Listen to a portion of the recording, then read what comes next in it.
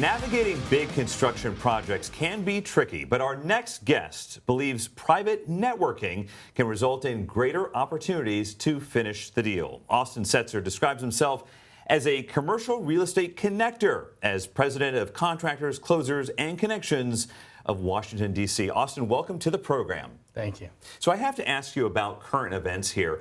When I walk through downtown Washington, whether it's on 7th Street or somewhere else, I see empty storefronts. I hear about vacancy rates. The federal government is laying off people, which means they need less space. What is the temperature of the commercial real estate market in big metro areas like Washington, D.C.? Absolutely. I mean, there is a transition in a marketplace, for sure, that's going around us. And so how we try to navigate is by being ahead of the curve and bringing good quality people, bringing experts into the room, whether it's city planning or it's on the development side, from all facets, is the key to moving forward. What is the biggest problem you see in the commercial real estate market today?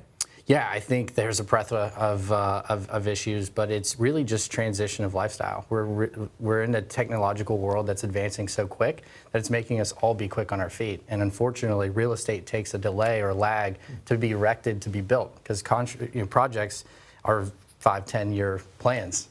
Are we seeing cutbacks, though, in the projects slated for development in the future? I think that there's an element that can be. We have two sides to the real estate world. We have the side where the city wants to go, and we have the side where the investors want to be. And so where we try to put ourselves is in the middle of that and bring everyone together who's essential to the decision-making process so that we can build the future. You're what's known as a master networker, speaking of bringing people together, not just from city and real estate, but really, as the title of your group, Contractors, Closers, and Connections, would illustrate, from all aspects of that sector.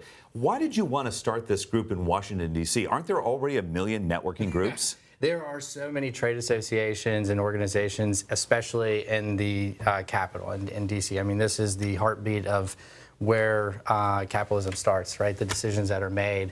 But what's paramount and missing, I think, in all industries is there's a specialized focus. Trade associations have the education, they have the certification, and they build really the roadmap, but there's a forgotten element, which is the people. And real estate is the people business. And so what we try to focus in on is bringing the right people together, because private equity is consolidating markets. And that is happening so quickly that there's a loss of movement on remembering ultimately why are we here. It's for the community. And so we try to bring back the community by making them involved in the decision-making process. Speaking of bringing back the community, I get a ton of emails every day. It either says thanks or sincerely, or if it's from a military person, very respectfully. Yours is the only email I've ever gotten that says, let's build this city. Yes. Why do you end your emails that way, and what does that mean? Yeah, I mean, there's a significant amount of intelligence within this city, and then there's a lot of people who work for big organizations that are far away. But I think preserving the neighborhood takes taking the intellectual capital that the big organizations have and putting them beside and collaborating with the locals. And so what we try to do is bridge that gap. Do you think that the city is not being built out as much as it could be? You're saying, let's build this city, which leads one to say, well, is it not being built out? Well, the building can be reimagining and revitalizing, or it can be, going outward. So there's multiple ways. We don't just have to go up. We can go within. Sorry. Did you think of yourself as a master networker when you began, or where did you get that spark? Because a lot of people watching this are going to say, I don't want to network, I don't want to talk to anybody, I can't do public speaking. Quite the guy. I was the wallflower. I literally had no network when I started this organization, and luckily I have a dear friend named Chris Meyer who started the national brand of Contractors, Closers, Connections. So I run the market of Washington, D.C. And I told him, I said, hey, I have no network. I'm just starting. I shouldn't be the guy running this market. And the community that we've built and the focus that we have on matchmaking, we don't care if 200, 300, 400 people are in a room. We care if there's 5 people that you need to know. And so we look at really who's coming to our room and how can we put them with the right people.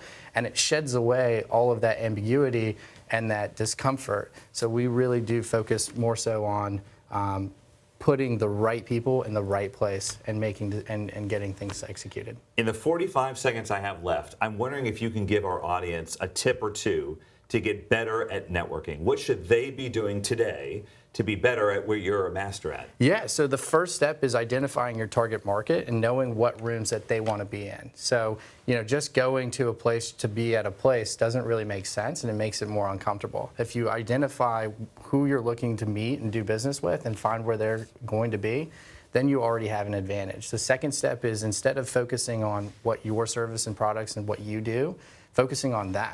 And I found that the conversations are way more meaningful, the friendships are way longer lasting when you're helping them, and you'll be first of mind in their head as they're looking and someone mentioning. So I don't say I'm Mark Albert, I'm a journalist. I'm saying, hi, Austin, tell me what you do. Absolutely. And then thinking about who you can introduce them to. Fantastic tips. Thank you so much, Austin Setzer. We'll have to have you back. President of Contractors, Closers, and Connections of Washington, D.C. We appreciate you coming in. Thank you. And we'll be right back.